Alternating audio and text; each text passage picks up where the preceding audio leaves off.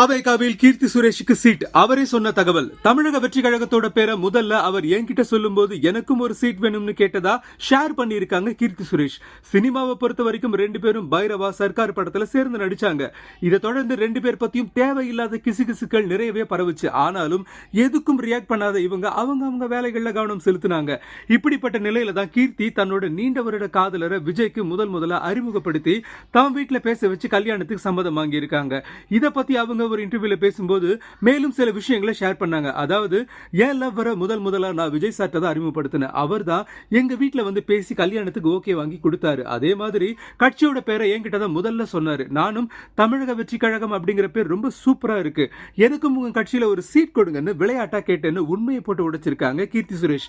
2026 தமிழக சட்டமன்ற தேர்தலுக்கு இன்னும் சில மாசங்களே இருக்கிற நிலையில கீர்த்தி சொல்றதை வச்சு பார்த்தா அவங்களுக்கு கட்சியில உண்மையாவே ஒரு சீட்டை விஜய் ஒதுக்குவார் போலேன்னு